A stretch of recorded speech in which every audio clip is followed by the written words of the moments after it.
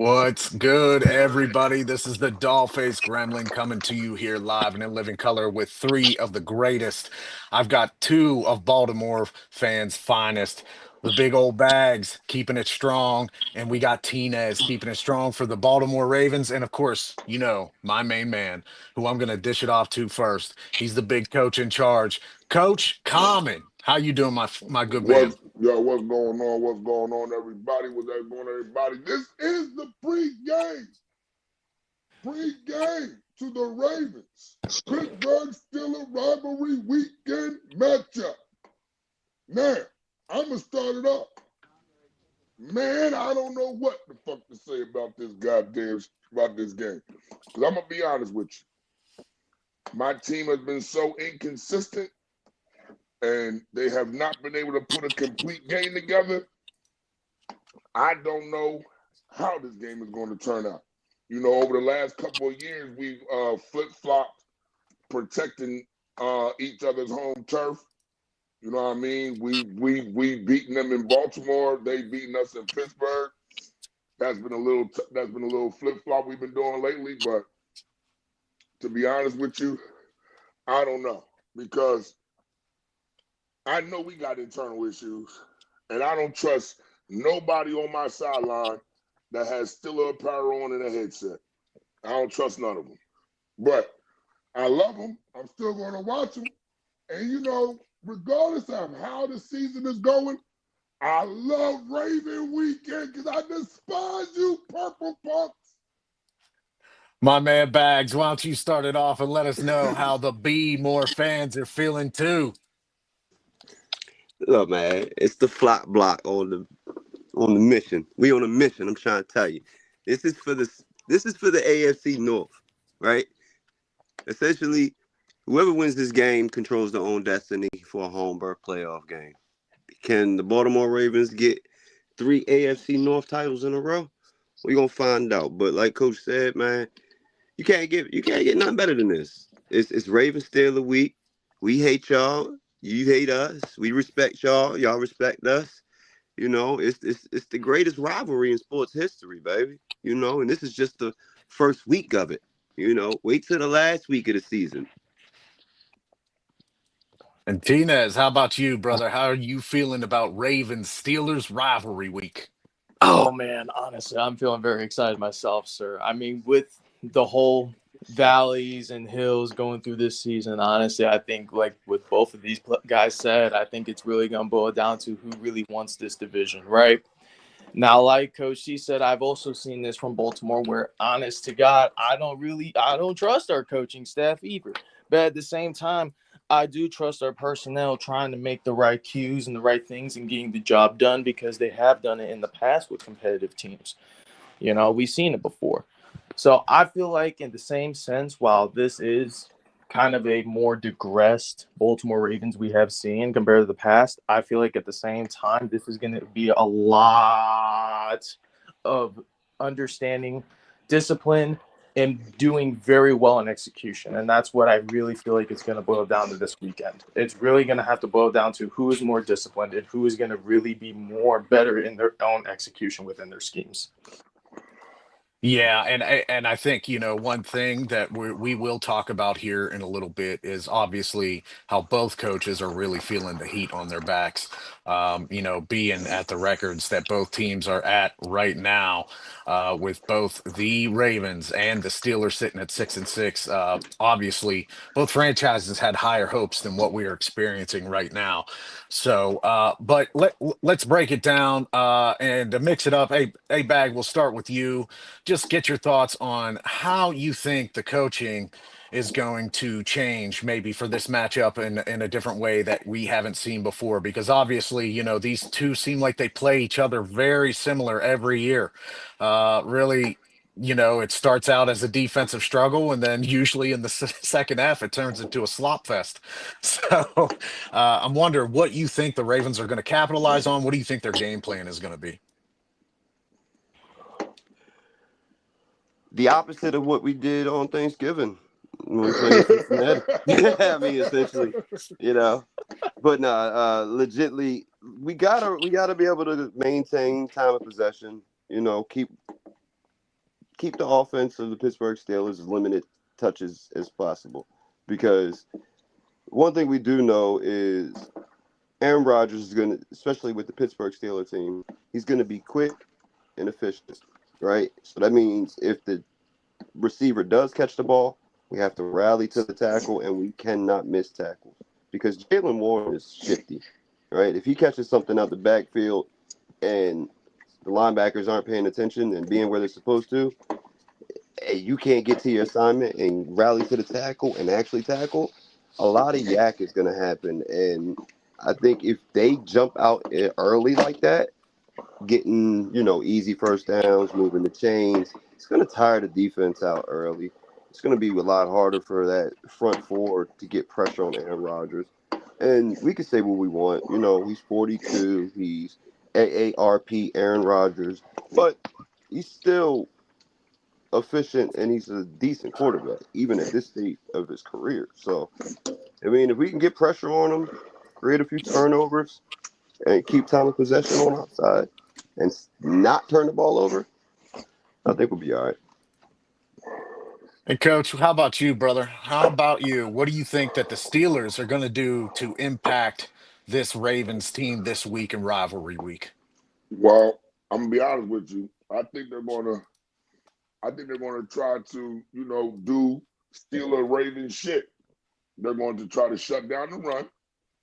They're going to shut down the run, try to force the quarterback to beat him with their arm, and then while they're doing that, apply pressure. But because he ain't Joe Flacco. See, Joe Flacco, he might scramble for 5-6 yards. Lamar can burn you for $150 if you don't watch him. You know what I mean? If you don't put a spy on, if you don't watch him. So I'm hoping that they do put somebody on Lamar, and I see them, trying to contain Derrick Henry, getting Derrick Henry at the line of scrimmage. See, because that's how you stop Derrick Henry. You stop Derrick Henry by making him stop his feet at the line of scrimmage. So I think we're going to concentrate on filling gaps, making him going east and west instead of north and south. That'll contain him. And once he's contained, now we can focus on, and we know Harbaugh. Let's not forget, we know Harbaugh. Shit don't go right for Derrick and 10 carries. We ain't going to see Derrick no more. so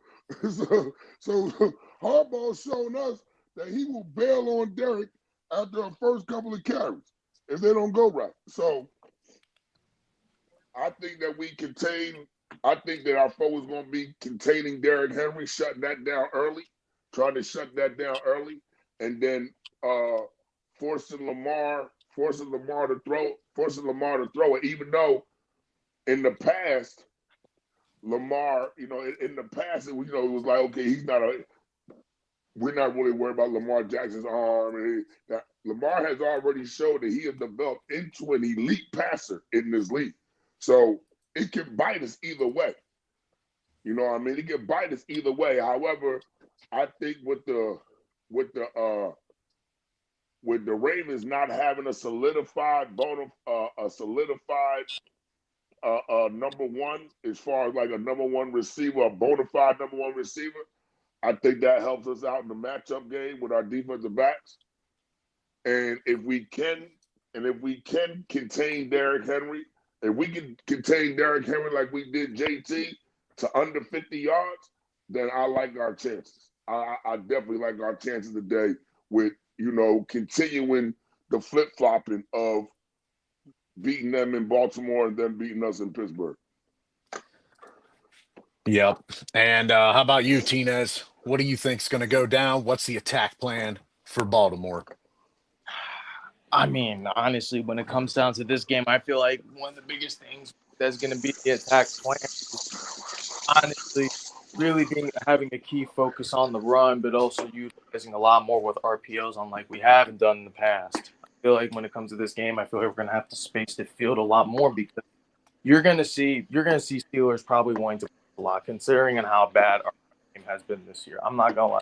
This is probably one of the worst years I think I have seen Baltimore when it's utilizing the run offense. So I can see Pittsburgh low-key being, the disciplined team that they are trying to is probably, blitz, close in the box, give a lot more pressure to Lamar like Coach C. But I feel like the Cowboys would be harder for them to actually space the field, give Lamar much more of that free will to use his RPOs, use his legs, and maybe even create more option plays. Do I feel like that will happen? I don't know. But at the same time, when it comes in the cases for the Steelers offense, however, I do feel like we need to utilize a lot more with blitzes. I feel like when it came down to our defense, I feel like this is going to be much more of a defensive game myself. I don't really feel like it's going to be an offensive game. I feel like it's really going to go down to who can put more pressure on whose quarterback. Because right now, both defenses really honestly haven't been doing good this year. And I feel like this is going to be the year where it's like, hey, who is going to control this division? Who's going to control whose team? So when it comes to that, I also feel like at the same time, we too, as a defense, need to pressure a lot on Aaron Rodgers and a lot on their run game. Because if not, it's going to leave a lot of options and it's going to give them a lot of time of possession for Pittsburgh. And that's something that me as a Baltimore Ravens fan, I don't want, because you give Aaron Rodgers any chance, he's going to make an impact regardless. It can be a minute, and we've seen it. The guy literally just throws. He can make one play, and it could be a 50-yarder. Yeah, for me, I think what it boils down to is the Steelers doing what they do best against Lamar Jackson, and it's forcing him to make turnovers. Ever since Lamar has been a starter, anytime he has played against the Steelers as a starter, he has not played a game without a turnover. The first two games we cannot say because he didn't play really but one snap in his rookie year against the Steelers. And it was a one pass for 12 yards. But if you look at every game after that, there's at least one interception involved, minimum. So the Steelers have to focus on that. Like Coach said, forcing Lamar to make mistakes. Now, last year, we split. Both the Steelers and Ravens, they split. Year before that, um, looks like a couple losses went down for one team. This is one of those rivalries where this year it feels different. This year, I'm not sure if you guys can agree with me on this, but I think due to the personnel that are even on the Steelers and mostly the Steelers, but the Ravens, this game feels different. And I don't know why it feels that way, but what do you guys think? What feels different about this matchup compared to matchups in the past? Let's start with you, Coach.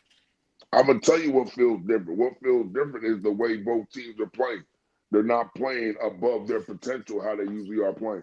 That part. That's what feels so different because now their team is playing above their potential. Both teams, especially in the North, even if we're losing, we're still playing good football, right? Even in a loss, Yeah. we're playing good football. We're just that day that team was better than us. Neither team has been playing good football. Neither team can put together a complete game on offense and defense.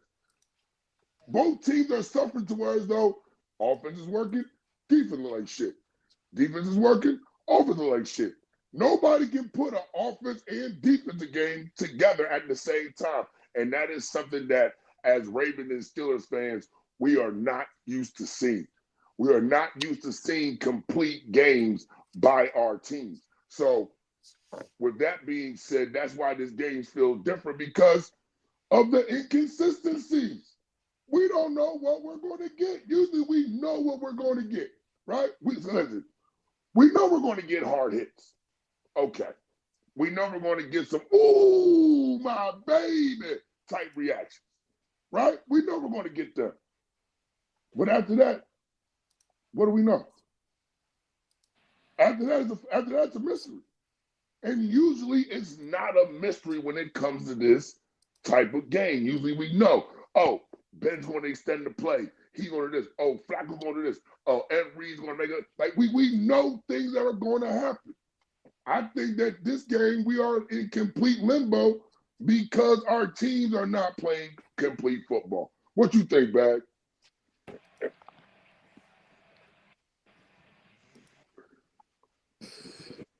I'll chime in.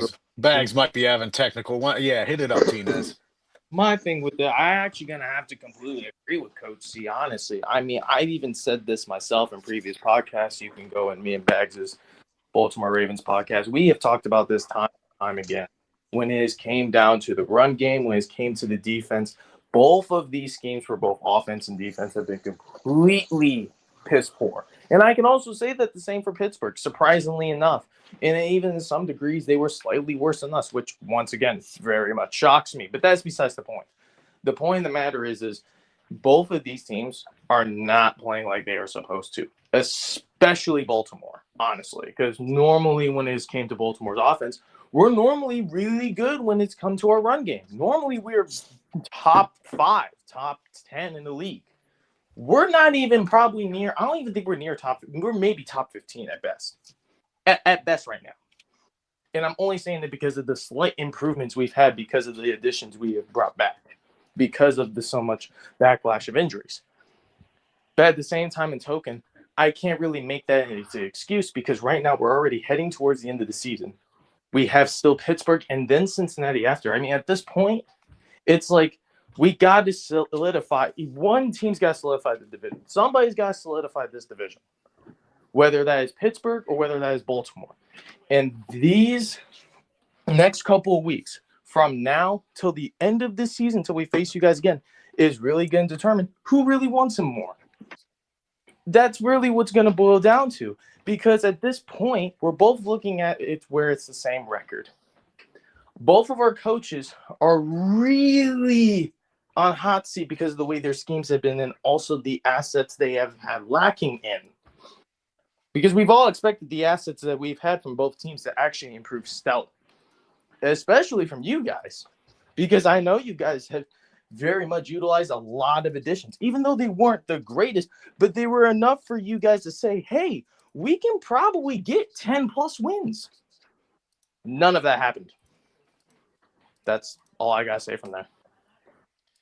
Yeah, it is a stunning year that we are in where uh, Pittsburgh and Baltimore football is not really the toughest as we remember it.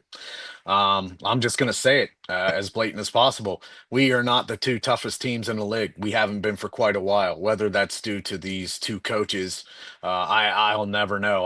I blame my coach, and of course, Coach Common will agree with me on that. With Harbaugh, without being in Baltimore and having such a close feel around that city like I do with Pittsburgh, you get the kind of you don't feel that right away as an opposing fan, but when you start talking to some B more fans, you start hearing the same comments. Not as tough as they used to be. Head coaching really causing problems for this team. These two football teams, which since Baltimore has been in the league, it's almost like these two teams mirror image each other. They have very good defenses. They are used to be thought as hard-working, tough teams to play, filled with gritty personnel. Now you're looking at two teams that were predicted to go a certain way, and it seems like the last 5 years underachieved. The Ravens, I can say, have had more success. They've at least been able to pressure to go to the Super Bowl and do things. Steelers, obviously, like Coach and I have talked about, no playoff wins in the last 8 to 10 years. But, it also is weird that we have to still, both of our teams, look behind our shoulders at the Bengals. The Bengals are still trying to nip at our heels, and though it's going to be very, very tough for them to come up and win this division. That is still a small possibility. Coach, what is going to go down with the Bengals coming up behind the tails of the Ravens and Steelers? I personally don't think they're going to be able to make it, but they are doing what they can now that they got their captain back at the wheel on offense. Don't get me wrong. The Bengals are going to fight because of the personnel that's on the field. Joe Burrow is a baller, right? He's going to play ball. He's going to come out there. He's going to give you a perfect effort in trying to win games and trying to elevate his team. But we're not about to sit here and mind fuck ourselves, okay? They need way too much to happen. They need way too much to happen. I'm not looking over my shoulder at Cincinnati, to be honest, because we already played them twice. And we control our own destiny. All we got to do is win. I ain't got to worry about Cincinnati if I win. If the Steelers win, who gives a fuck about who cares what Cincinnati's doing behind us? We already played them twice. We just have to win. They already have 8 losses. We only have 6. So all we have to do is win. We control our own destiny.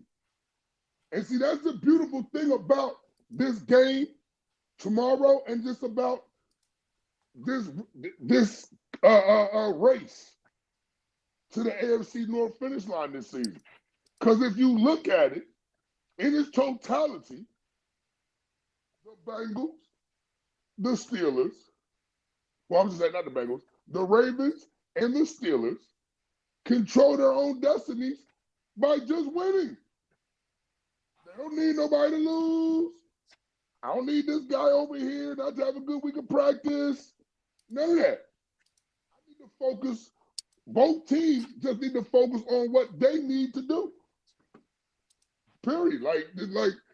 I mean, don't get me wrong. Like I said, mathematically, yes, Cincinnati is still in the race. Reality-wise, they would need both of. They would have to win out, right? They would have to win out, which would mean beating Baltimore again.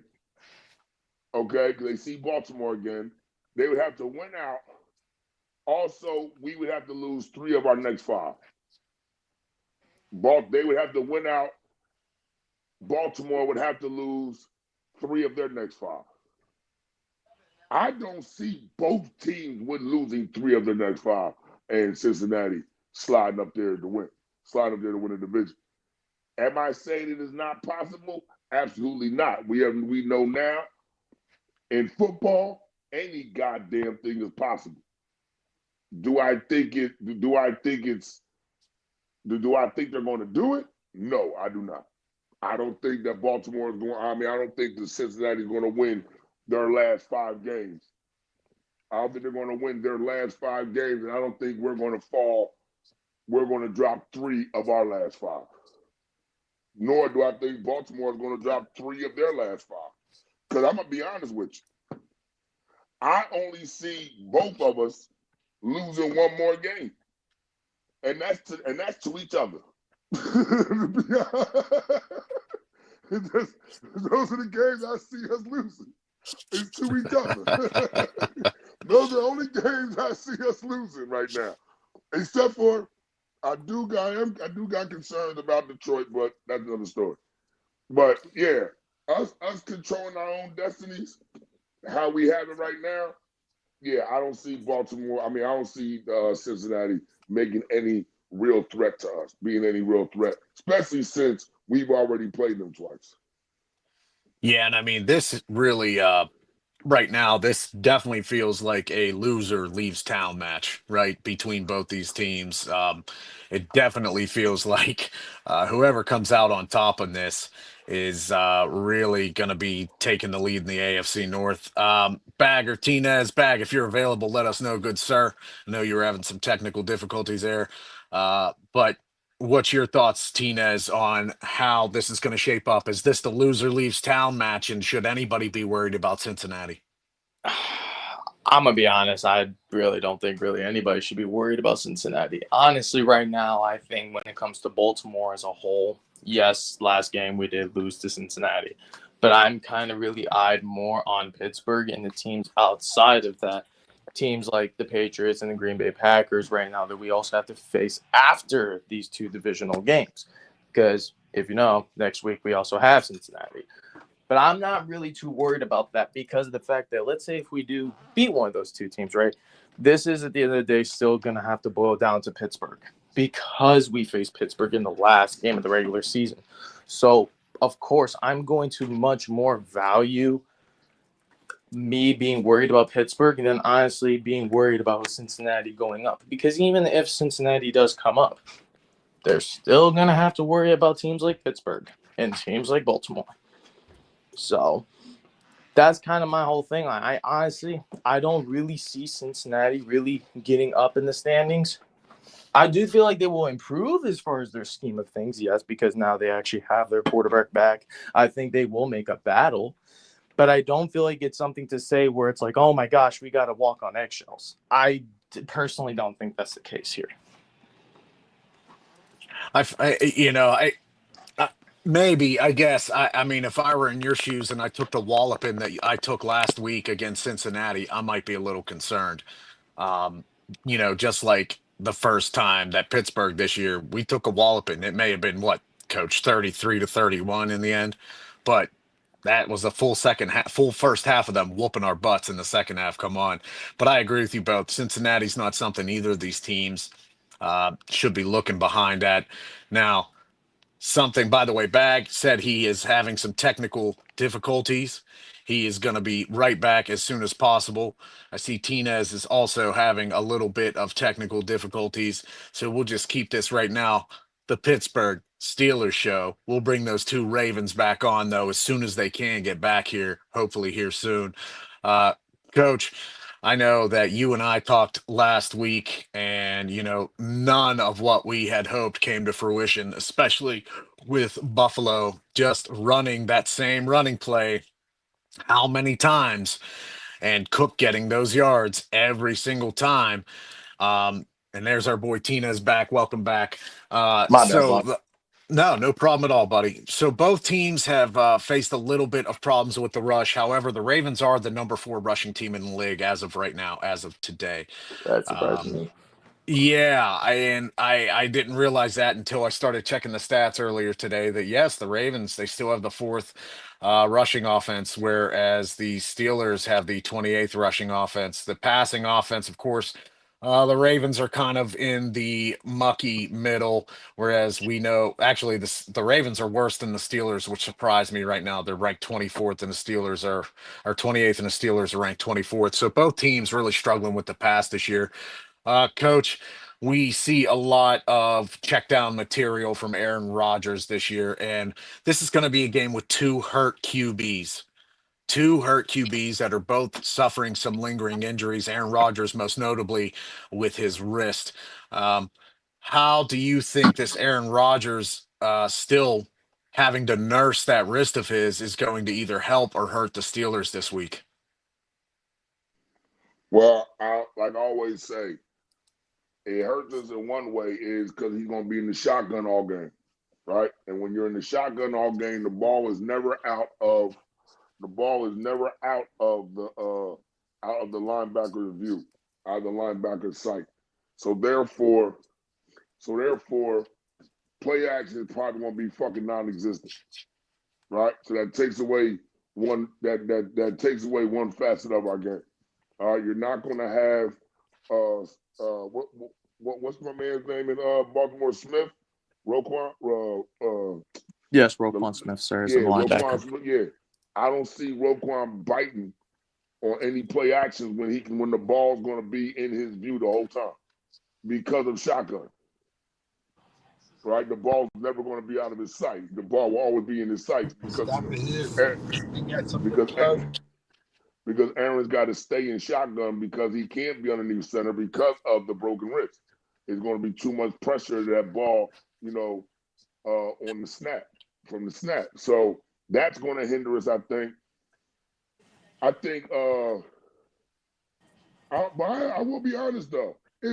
Listen, if we use the middle of the field, because Baltimore has shown signs of having trouble with coverage of running back and tight ends, just like we have. It's like we're mirroring. It's like we're playing ourselves. Like you said earlier, it's like we're playing ourselves. They have two very capable tight ends and we've been having trouble covering running backs and tight ends underneath and across the middle, right? They got Hill. We have Warren and Gainhill. They have Likely and Andrews. We got Jonnu Smith and Washington. I'm not even going to bring up Freiermuth because for some unknown reason, Arthur Smith doesn't like him. So yeah, like he just doesn't play. He just don't like him. So I'm not even going to bring him up. So it's like offensively it's like we're playing ourselves, which I'm hoping is a benefit for the defense because you play against this same pretty much style offense in practice. You go against the same team in practice with the very huge difference of Aaron Rodgers to Lamar Jackson, right? Of course, Yeah. that's that's a big, huge difference. But as far as line scheme, as far as run, check downs, as far as underneath and across the middle to the tight ends and running backs, we're playing each other. It's like playing Madden, and it's Gremlin. It's like we're playing Madden, right? You want to pick the Steelers, you're still a fan. I want to pick the Steelers, I'm a Steelers fan. So you got Steelers on one side, Steelers on the other side. One got the white jersey on, one got the black jersey on. It's like we're playing ourselves. It's like we're playing ourselves. That's one thing that's going to make this game interesting because it's like we're playing ourselves, but at the same time, who's going to come out? Who's going to come out and not be themselves? Let me say that. Who's going to come out and not be themselves tomorrow? Who's not going to be the team from last week? You get what I'm saying? Who's not going to be themselves? Who's not going to be the guy they've been all season long? Who's not going to be that guy? You know what I mean? Which team's not going to be that team? That's the question I want answered. Yeah, I agree wholeheartedly. Bag, I'm going to hand it off to you here. You and I were talking off show, being that both quarterbacks are suffering from some injuries here. And of course, Bag, you and I both said we can tell that Lamar has been hurting lately. His deep ball has suffered. His running hasn't looked quite the same. What do you think they're going to be able to do to alleviate some of that stress from him and maybe make his current injuries that he's suffering on not so bad in this game against the Steelers, Bag?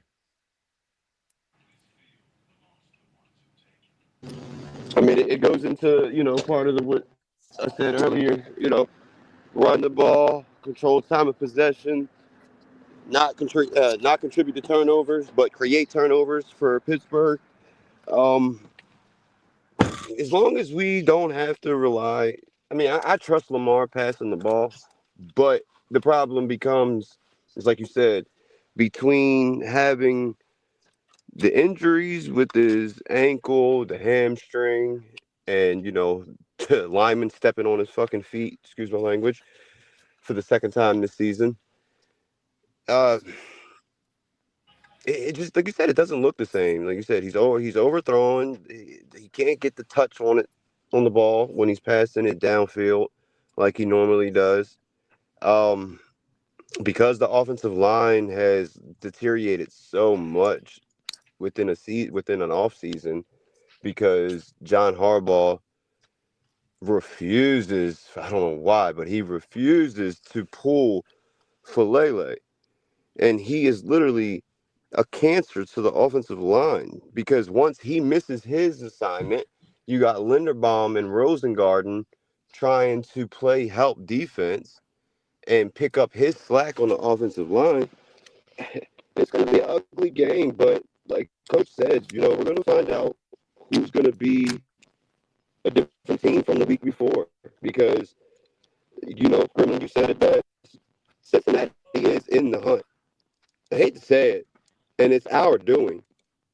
We could have put the nail in the coffin for them on Thanksgiving, but we failed to do what we needed to do on a primetime game against Joe Burrow at NMP. So we have another chance to, maintain our own destiny and win this division. Yeah, those are great points. I mean, Lamar just Tinez, Lamar hasn't looked the same. I know he's still suffering that injury. Like Bag said, you can tell with the touch on the deep ball. You can tell with some of his runs. I'm sure the Steelers are going to key in on Lamar if they can, just like the Ravens are going to key in on Aaron Rodgers, hopefully, as well for you guys. What are going to be some of the ways? Because one thing I think you guys, your Zay Flowers, I just can't believe how little use he gets in this offense in the past few weeks. Tinez, can you shed any light on what the problem with Zay Flowers is in this offense right now? I mean, honestly, I would even say it's a problem with Zay Flowers. This is something that me and Beck have touched on a lot on. And honestly, I don't blame the receivers. I don't even blame really many of the skill positions. I blame our offensive line. I feel like our offensive line, when it came to making Lamar a liability, has very much shown all year round. I mean, with the guy getting, I mean, how many sacks did he deal with in Cleveland and also Cincinnati? I mean, Jesus Christ. The guy was literally getting lighted up week in, week out, game in, game out. Like, I've never seen our offensive line this poor in I don't know how many years. I'm going to be honest with you. This is probably, hands down, one of the worst offensive lines I've seen all throughout seeing Baltimore in the past 22 years of my life. I'm saying it like how it is. And I'm sorry. They're not really good in the pass pro. I feel like they've improved on the run, considering the fact that we have Patrick Ricard back and Isaiah Likely. But that can really only help so much when you're still having to utilize 12 and 13 personnel. Because then when you try to open up and space out to that 10, 11 personnel, it makes things a little bit difficult because you don't have those blockers. So now that you have to overcompensate with your offensive line, then when it comes to those passing schemes, we fucking fail. Because then when it comes to the pass pro, we have always at least 1 to 2 offensive linemen, and it's usually our tackles and guards, especially on the right side, that just for some odd reason, they take 2 steps, let go of the guy, and Lamar just makes the most inaccurate throw of its life. And it's because we're allowing these things to get into a low cage. If I allow a quarterback to get into the low cage while he's trying to press upfield, what is that quarterback going to do? He's going to step up and try to roll out. But I can't make an accurate throw if I'm going to be rolling out and then trying to make a read.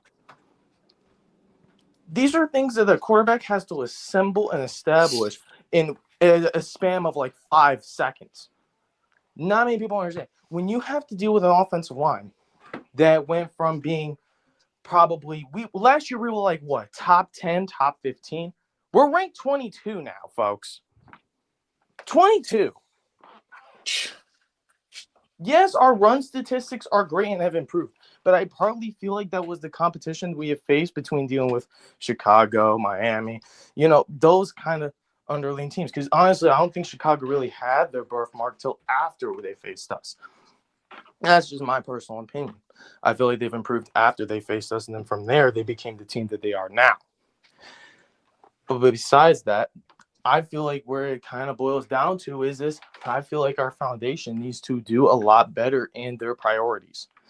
I feel like a lot of our foundation right now, especially with guys like Rodney Stanley, Rosenberger, who is our right tackle, these guys aren't really doing well when it comes to staying disciplined and really protecting our quarterback from the blind side. I mean, we see it. We see it day in and day out when we try to open space for Lamar. We try to give him that space. We're utilizing options, utilizing play actions. Whenever we do those plays, if you notice, it normally does not end well. And if it does end well, it's normally because Lamar has to make nothing out of something. Or something, you have nothing. You get what I'm saying. Yeah, no, we get what you're saying completely. And, we're going to take a little pause for the cause at this time. We're going to go ahead and just shout out what we got going on for Not Move Podcast. If you've been paying attention, watching the show here, thank you everyone for paying attention. We appreciate your support.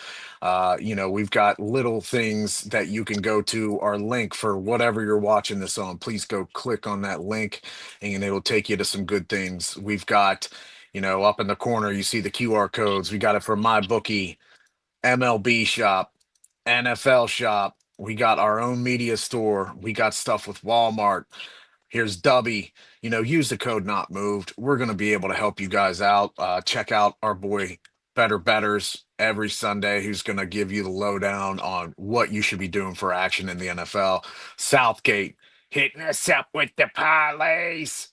He's getting us good parlays every week. Pay attention to Southgate. Got our boy Coach on the Coach's Corner on TikTok Live every weekend. Check out Coach's Corner. He's always going to give us some good information. We got also our boy Chief doing the fantasy hour, the power hour of fantasy on TikTok Live. Go check him out. But support us. We'll support you. We're not moved. We appreciate everything for that. Uh, so the injury report, guys, so far, let's go down with the Ravens first. Tavius Robinson obviously out, and our Darius Washington out.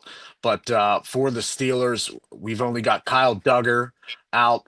We've got Calvin Anderson and, of course, Derek Carmen.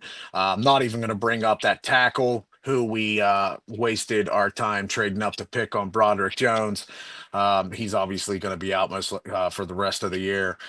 Um, I am not too convinced here that this game is going to be. I don't. Something in me tells me this game is going to be one weird, ugly mid struggle. I feel like the Ravens, being that they have a more dynamic offense than the Steelers right now, are going to find ways to be able to split open the field, especially with Travis Henry. But, Coach, what can the Steelers' offense do to put things into full gear? I know with a hurt Aaron Rodgers, it's a little bit of a struggle, but, Coach, this offense, how are they going to move the ball down the field? I don't know. Maybe using I don't know. Maybe using the tight ends. Maybe using the tight ends and the 12-man and 13-man personnel that we've been asking for all season.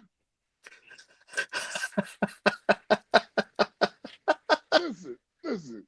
Washington is a mismatch, man. My thing is how Gronk used to use, how Brady used to use Gronk because he was a mismatch.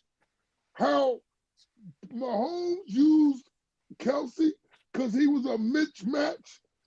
How Breeze used to use Graham because he was a mismatch. When you have a mismatch, dog, this is still football. You take advantage of the little guy. You still take advantage of the little guy. And if I see Washington one more time go in motion like he's going to block and then roll out the opposite way and be one-on-one with a goddamn free safety and they do not pass him the ball, I'm driving to Baltimore and I'm snatching whistles. I'm driving to Baltimore and I'm snatching whistles. I'm snatching whistles and I'm snatching headsets. Well, Coach C, right there I'm going to be right there with you, my friend, because I might have to be in that passenger shotgun and just, also grab the whistles too. We both might have to play referee at this fucking point. I was going to say, this is the first time in the North Division where every coach is on the hot seat. Every single coach this year, no matter what team, all four teams, all of them are on the hot seat. Yeah, absolutely. And I wonder rebuttal something Tinez said, because he was talking about his offensive line. And I wish Bags was here. He's having technical difficulty because me and Bags had touched on this this year, is that offensive line has been horrendous. It's just that because of Lamar Jackson being able to move how he does, he has been able to cover up or /hide the inconsistencies and the flaws of that line. Being as though as that, myself, still feel as though that hamstring and that ankle is still hindering him from being as explosive as he usually is. That is bringing out all that is now he's no longer able to cover up the offensive line's flaws. He's no longer able to do that. And then because he's not able to move like he is, defenses are playing him differently. And by defenses playing him differently, so now you got different defensive line schemes, which are also exploiting the offensive line's flaws. I think that's a huge key. But as far as us scoring, I'm gonna be honest with you. Matchup problems with Gainwell underneath. Uh, I think who's number 44? What's the last name? At Humphreys. Give me a Yeah, second here. I that's believe Mar. you're right. Yeah, it's Marlon Humphrey. Yeah, Humphreys. I think they'll have Humphreys on DK. I'm not huge. Listen, you're never going to hear about me writing home to mom about DK, but I do think that that's a mismatch, right? I do think that that is a mismatch. And and Bags, you back? Yeah, Bags, go. Yeah, I was just talking about how me and you had talked before about the limitations of and not being able, the explosiveness that Lamar's not being able to produce this year. How we had that conversation about how the offensive line has been to have problems, but because of Lamar Jackson's mobility, he was able to hide those flaws. And now because his mobility has been limited, he's exposing them flaws.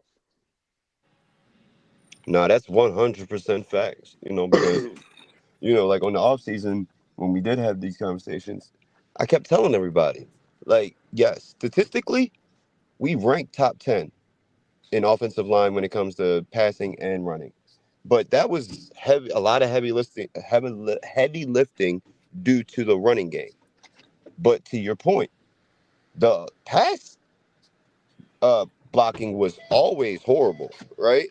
But the elusiveness of Lamar Jackson, that he can feel when you know, the tackles, somebody's getting past, getting beat off the block right out the gate, most likely for Lele. And he can just have like his spidey senses start tingling and he just jumps out the window with no parachute and he makes these amazing, you know, extended plays like we seen last year in the Cincinnati game in Cincinnati when he hit Isaiah Likely, you know, jumping out of bounds, which was dope as hell. Also on Christmas when he juked the shit out of Will Anderson for like 5 seconds and threw it to again Isaiah Likely. So you're 100% correct. The offensive line has been deteriorating since Marshall Yonder retired in 2019. Zeitler left. Morgan Moses left. I can't remember the center's name. I'm having a brain fart right now. But yeah, it's definitely been deteriorating. And these guys that Eric DaCosta drafted to replace him, he's drafting guys and playing them out of position. Like coach, because you're an offense, you're a lineman coach. Period. Defense and offense. Yeah, going from right tackle to left tackle is the easier transition, right? Because it's the same placement but just reverse. So you just got to get your footing and get your timing right. But when you go from tackle to guard, it's a whole different job. Description. You have to literally you got to give the signs Yeah, to when completely different. to hike the Completely different. ball. You got placements. You got different gap alignments that you got to fill, especially when when you're on the zone and you're moving counter and weak side zones and shit. And I'm It's gonna just tell you, and look, I mean to cut you off, but one of the biggest things about moving from tackle to guard, one of the biggest things are when you move on the tackle position, you don't deal with a whole bunch of stunts and twists. You deal with them, but nowhere near the much as you do as an interior guard or center. You know what I mean? So that movement, that sliding from left to right, that type of movement, that is a big adjustment, especially if you're not getting no help from your coaching staff. absolutely, and you can deal with a tackle getting beat every now and then because that's the long way, right? They got to come from the outside, come all the way around. It gives the quarterback a chance to get out of the pocket. But when your guard is giving up, inside position on the A gap, That's as soon as he gets beat, he's right in Lamar's face. What everybody calls Tom Brady. That was his weakness, right? If you get pressure up the middle, same with Pat Mahomes. It's any quarterback. If you get interior pressure and you can disrupt the center or the guards, and you can get into that A gap and get skinny, as soon as the ball's hiked, you got an advantage. And that is why Myles Garrett is going to break the sack record this year. Yeah, Miles Garrett not so far off, and I mean I don't know if you folks have been paying attention like I have, but number 28 he keeps writing on his bandages there on his wrist tape. So and his gloves. We'll see if old Miles gets it. But old number 28, he's looking for 28 sacks this year. Just good for Miles, good for him. I have no problem as even as a Steelers fan completely saying he is better than TJ Watt.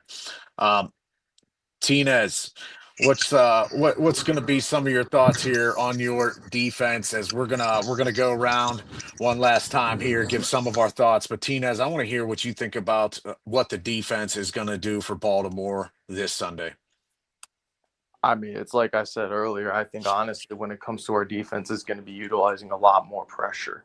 We're definitely going to have to keep up with the 5-6 man pressures. I very much like how we have utilized that this year, especially now that, Zach Gore is finally getting out of his ass and being like, hey, let's allow Roquan Smith to finally blitz an A gap or B gap finally, for the grace of the Lord, after 12 weeks of actually yelling at my computer for the past couple of hours ends. But it's kind of evident to say, yeah, I feel like right now this is going to really have to boil down to, like I said earlier, just overall pressure on one quarterback to another, because it's like what you guys all said.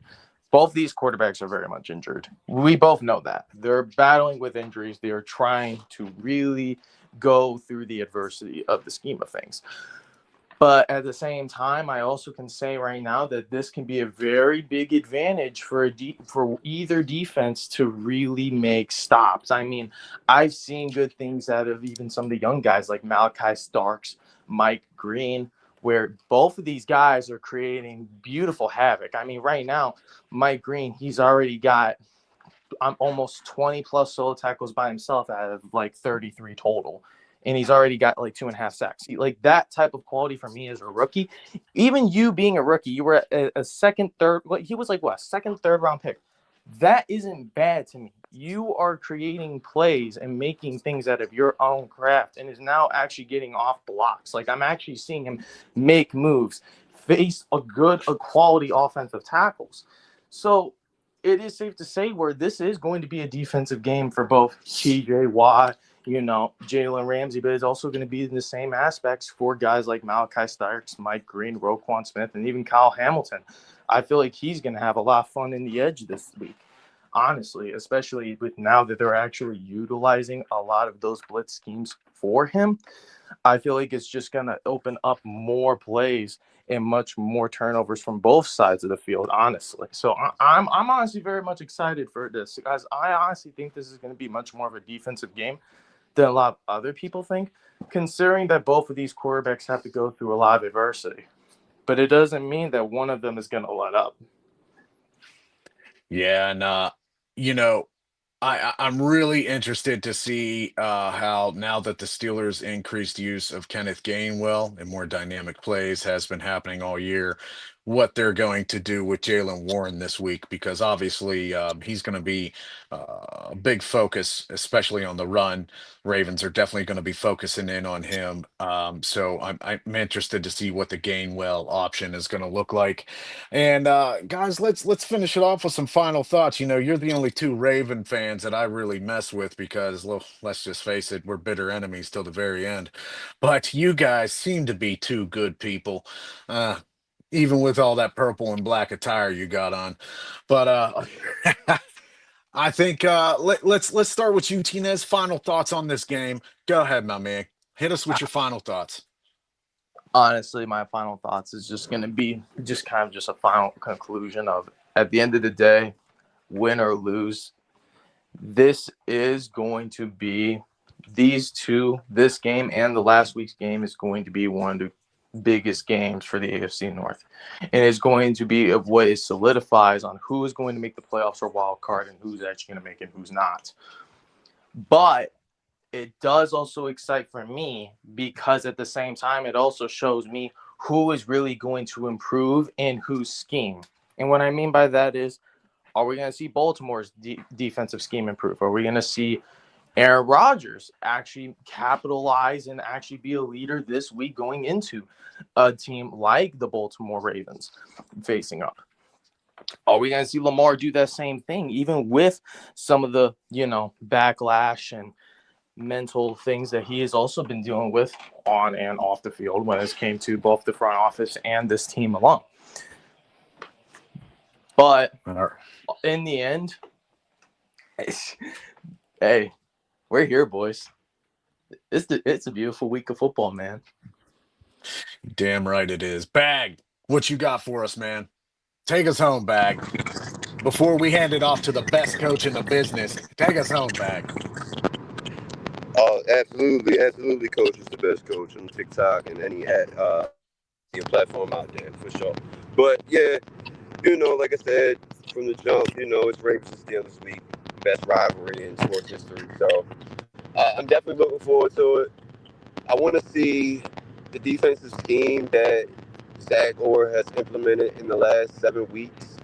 I don't know if anybody's noticed it, but he's been playing a 3 safety technique, which is actually really good because with having Gilman, after the trade with Gilman from the Chargers and Oweh, he's been able to play this lineup. It's been Malik Starks, Gilman, and Kyle Hamilton on the field at the same time. And the beautiful thing about that is he can sub in and out of packages without having to sub, players, right? And that is very, very good for a great advantage sequence because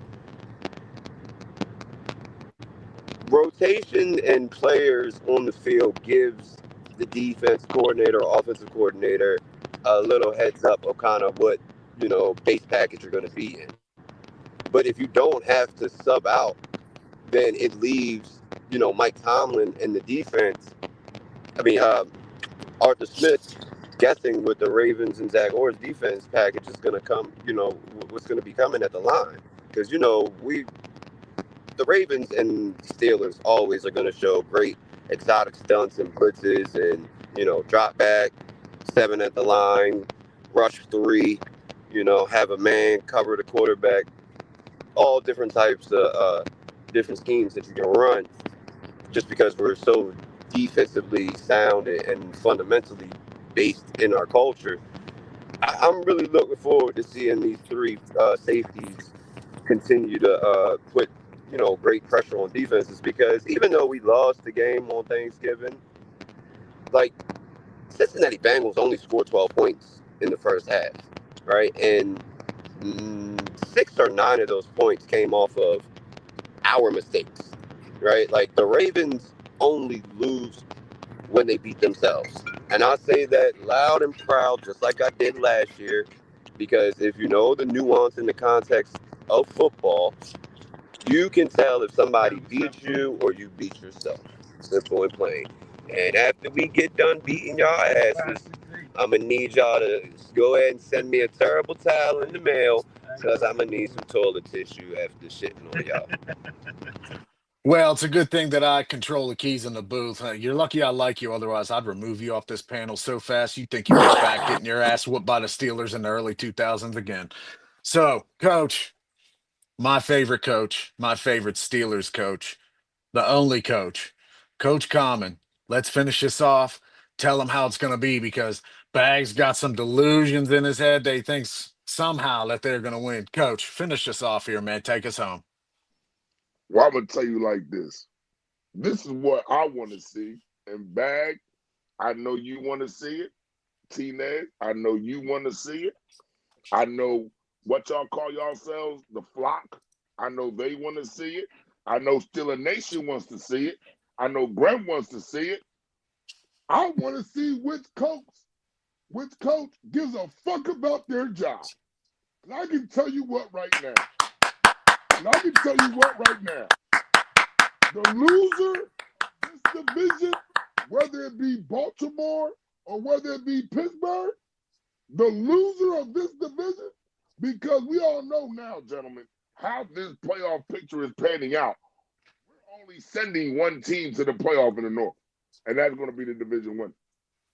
So the loser of this division, not in the playoffs, make no mistake about it, this I don't even call it a hot take, my opinion, how you want to look at it, he will be called into the office. Now, whether or not he will be fired, whether or not he will be asked to step away mutually, he will be called in the office. So I want to know which one of you